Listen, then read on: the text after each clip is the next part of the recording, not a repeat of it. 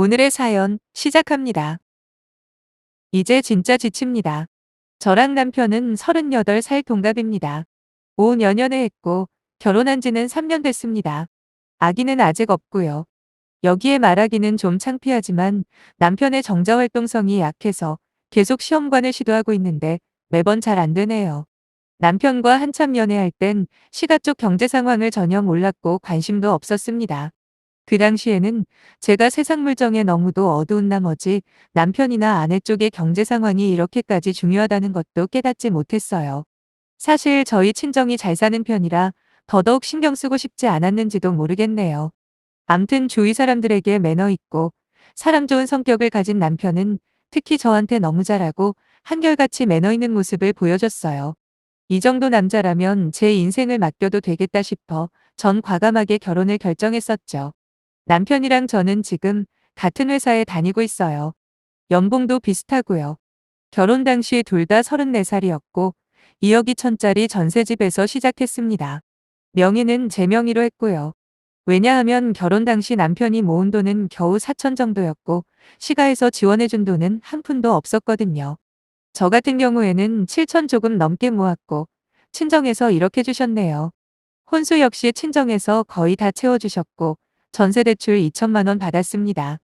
아빠가 마음 같아선 조금 부족했던 2천도 줄 수는 있지만 결혼 생활이라는 게 부부가 힘을 합쳐 갚아나가는 경험도 필요하다고 하셔서 딱 1억만 보태주신 거고요. 저 역시도 아빠 의견에 적극 동의했습니다. 하지만 시가에서는 어려운 형편을 핑계 삼아 예물이라고 결혼 반지 하나 해주셨는데 반대로 저희 엄마는 남편에게 명품 시계랑 코트 한 벌 해주셨습니다. 저는 처음에는 말렸어요. 제가 받은 만큼만 해주는 게 맞지 않냐고 하면서요. 하지만 아빠와 엄마는 사위도 내 자식인데 형편에 맞게 하는 게 맞다고 하시며 형편이 되는데 굳이 사돈네랑 금액을 맞추는 건 아닌 것 같다고 하시더라고요.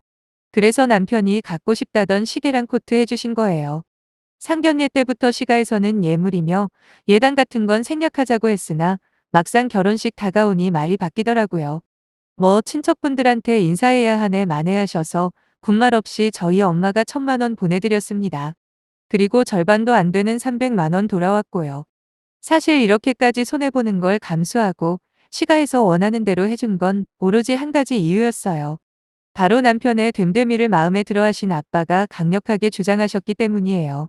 물론 엄마도 우리가 잘한 만큼 우리 이쁜 딸 많이 이뻐해 주시겠지 하시며 조금도 불만이나 서운한 감정을 가지지 않으셨고요. 친정부모님께 죄송한 결혼이었지만 철없던 저는 신혼 초에 너무 행복했습니다. 같은 직장이다 보니 출퇴근도 같이 하고 점심시간이나 쉬는 시간에 언제든 얼굴 볼 수 있는 것도 좋았어요. 매일 사랑하는 사람과 같이 눈뜨고 같은 공간에서 일하고 또 같이 잠들 수 있다는 게 이렇게 행복한 일인지 미처 몰랐거든요. 말 그대로 하루하루 행복에 겨워 시간이 어떻게 가는지도 몰랐네요. 퇴근길에 같이 장 봐서 요리해 먹고 연애할 때 느끼지 못했던 부부만이 느낄 수 있는 또 다른 설레임도 있었고요. 결혼 후 돈 관리는 생활비 150씩 각출하고 나머지는 각자 하기로 했어요. 신혼집 같은 경우에는 친정에서 나중에 증여해 주시기로 약속하셨던 30평대 아파트가 있었어서 그거 믿고 크게 집을 마련해야 한다는 부담감도 별로 없었습니다.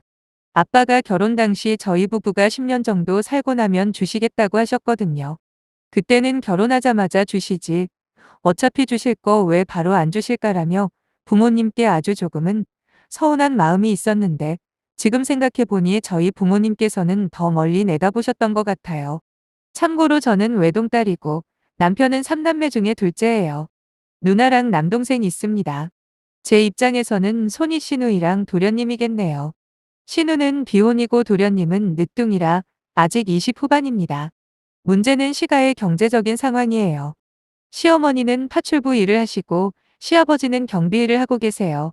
그러니 수입적인 측면에서 두 분 살기도 힘드신데 이 철없는 신우와 도련님이 시부모님에게 들러붙는다는 겁니다. 신우는 메이크업 배우겠다더니 그것도 흐지부지. 그 다음엔 네일아트 배운다고 어쩌고 저쩌고 하더니 그마저도 이 핑계 저 핑계 대면서 시간만 보내다 이제 나이가 거의 40이 다 돼가는데 제대로 된 직업도 없는 건 둘째치고 더 심각한 건 일을 하려는 의지도 없어 보인다는 거예요. 요즘은 무슨 뷰티 유튜브인가 뭔가 새로 시작했다는 이유로 더더욱 집구석에 붙여만 있는데 시가에 가면 신우방 앞을 지나갈 때가 있어요. 근데 그때마다 매번 진한 향수 냄새와 특유의 화장품 냄새가 진동을 합니다. 솔직히 토할 것 같아요. 사람이 미워 보여서 그런가 더 싫더라고요. 그래도 되지도 않는 신우짓은 별로 안 해서 다행이라고 해야 할까요? 저한테 딱히 뭘 잘해주는 것도 없지만 그렇다고 시비를 걸거나 참견을 하는 것도 없어서 만나면 그나마 인사 정도만 하고 지냅니다.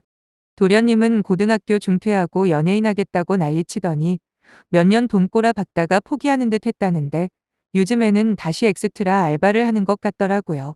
물론 그마저도 자리가 별로 없어 보이더군요. 아무튼 시가 쪽 상황은 제 그래서 짐작할 수 있듯이 많이 안 좋아요.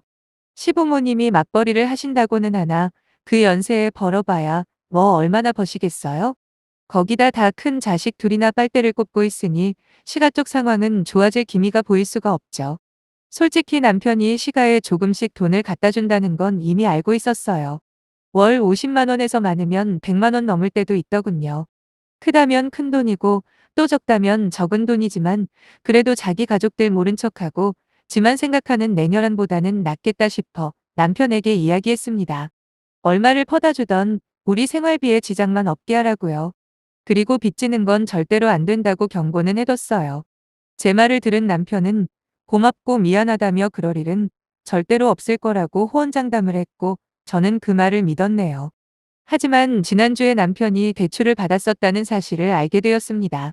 하루는 남편이 사무실에 핸드폰을 두고 퇴근했다고 당시 야근 중이었던 제게 좀 가져다 달라고 친구 전화로 부탁을 하더라고요.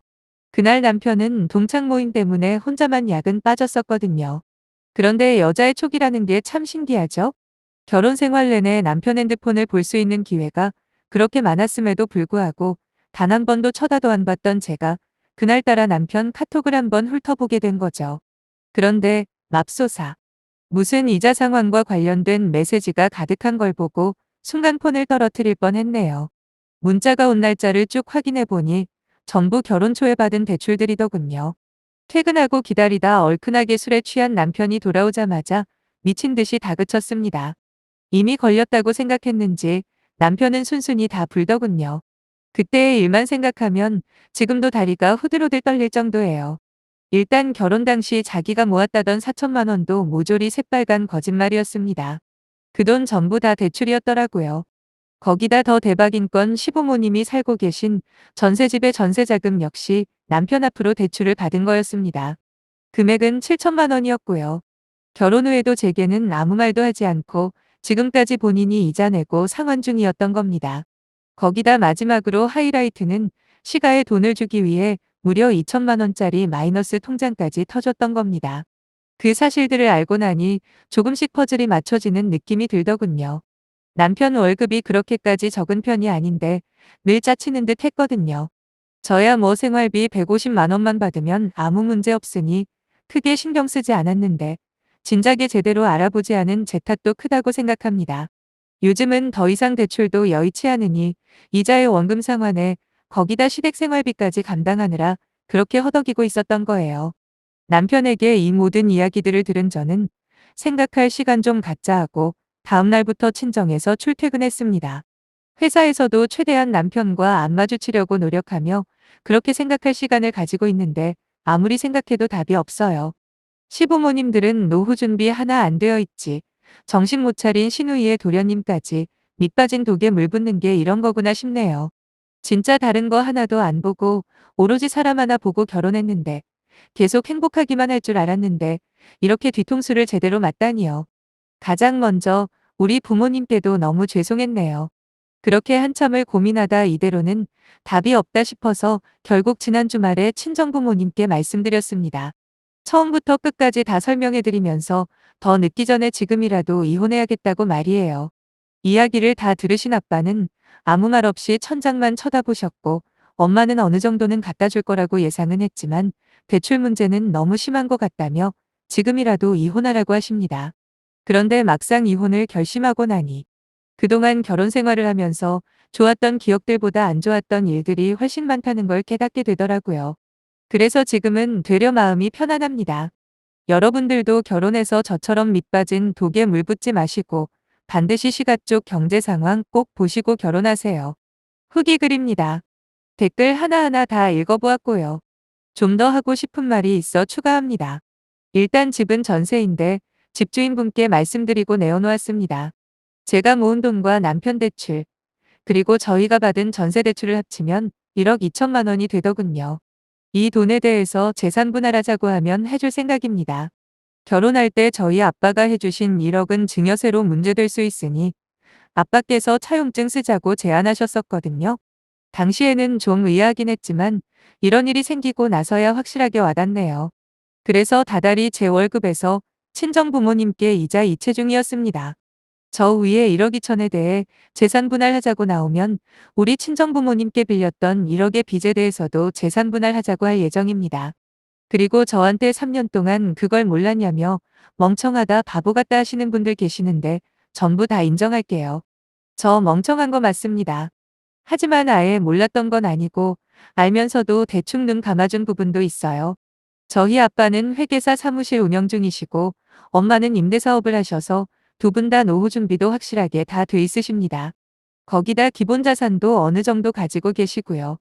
그래서 항상 저나 남편한테 뭐 하나라도 더 해주시려 하는 데에 비해 시가 쪽은 전혀 그렇지 않더라고요. 다 컸지만 부모님께 손 벌리는 신우와 도련님 때문에 그 연세에 고생하시는 시부모님도 안쓰러웠고 한편으론 남편도 안쓰러웠습니다. 앞에서도 설명했듯이 저희 친정이 만약에 시가와 비슷한 형편이었다면 저 역시도 남편처럼 도와주려고 했을 테니까요. 게다가 집은 10년 후이긴 하지만 하나 물려받을 것도 있었고 먹고 사는데 넉넉한 편이라 남편이 시가를 도와주는 거에 대해서 크게 신경 안 썼는지도 모르겠네요. 사실 결혼 전에 저희 엄마가 물어보신 적이 있습니다. 시가 상황을 듣자마자 그 결혼 꼭 해야 하냐고 말이에요.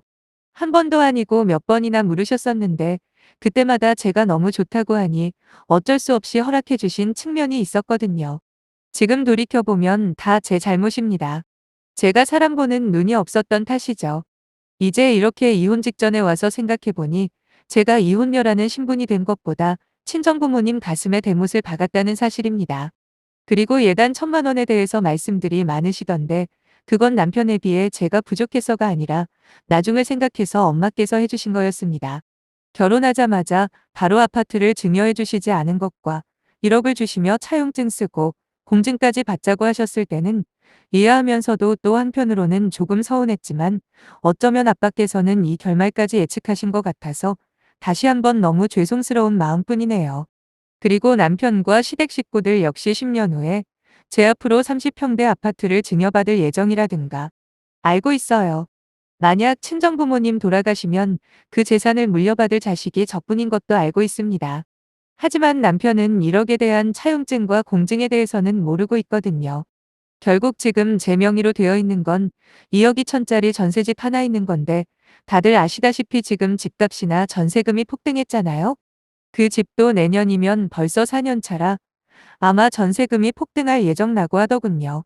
지금 그 아파트 전세 시세를 정확히는 모르지만 아마 7, 8억 하는 걸로 알고 있습니다. 남편이 그 집에 자기네 식구들 데려다 살겠다 해도 전세금 감당도 안 될 거고 재산 분할하자고 덤벼도 본전도 못 찾을 거라고 아빠가 소개시켜준 이혼소송 전문 변호사님이 그러시더라고요. 참 허망하네요. 여기 글들을 오랫동안 읽으면서 이혼은 그저 남의 일로만 생각했었는데 막상 제 일이 돼버리니 기분이 참 이상합니다. 후련하면서도 미련이 남고 슬프면서도 또 앞으로 있을 새로운 인생에 대한 기대감도 생기고 말이에요. 남편이 시가에 퍼다 주는 거, 그리고 결혼하고도 어느 정도는 그 집 가장 역할을 할 거라는 거 모두 다 이해하고 눈 감아줬었습니다. 하지만 결혼할 때 자기가 모았다고 한 그 4천만 원이 전부 대출받았다는 거짓말은 전혀 이해할 수가 없어요. 거기다 시가 전세자금 대출을 아무 말도 없이 계속 저 모르게 갚아온 것과 몰래 2천만 원짜리 마이너스 통장 터준 거, 이 세 가지는 아무리 노력해도 용서가 안 됩니다. 이건 돈 문제이기 이전에 상대 배우자에 대한 신뢰 문제 아닌가요? 제가 그동안 이해해주고 눈 감아준 부분들이 결코 작지 않다는 건 남편도 매번 고맙다고 이야기했으니 잘 알고 있을 텐데 몇 년이라는 시간 동안 아무렇지 않은 표정으로 저를 속여왔다는 사실에 너무 화가 치밀어 오르네요. 신뢰가 깨졌습니다. 이런 표현해도 되는지 모르겠지만 이제 시가 사람들이나 남편이 마치 거머리 같아서 떼어내고 싶습니다. 거머리들이 울고불고 매달려도 결혼 생활을 이어갈 생각 조금도 없고요. 이미 남편에게 이혼 준비하라고 통보해놨고 시부모님들에게도 다 말씀드렸어요. 마지막까지 어이가 없던 건 시부모님들은 마치 이런 일이 생길 줄 알고 있었다는 듯이 알겠다고만 하시고 비록 서운하다는 말은 하셨지만 그 뒤로 다시 연락은 없었는데 문제는 그 노처녀 신우이였어요. 하루가 멀다 하고 전화를 해서 쌍욕을 날리는데 다 녹음해놓고 있네요. 일단 몇 개만 골라서 곧 전남편이 될 그 사람에게 보내줬네요. 그러면서 당신 누나 입단속 좀 잘 시키라고, 안 그러면 나도 가만히 있지는 않을 거라고 하니 알겠다고 하네요. 그리고 회사는 옮기려고 준비 중입니다. 이후 며칠 동안 하도 신경을 써서 몸이 많이 안 좋아진 것 같아서 미리 퇴직하고 이직 준비하면서 오랜만에 엄마 아빠랑 시간 좀 많이 보내면서 몸도 마음도 추스리려고요. 제 걱정 많이 해주신 분들 정말로 감사드립니다. 절대로 잊지 않을게요. 조언해주셔서 감사합니다.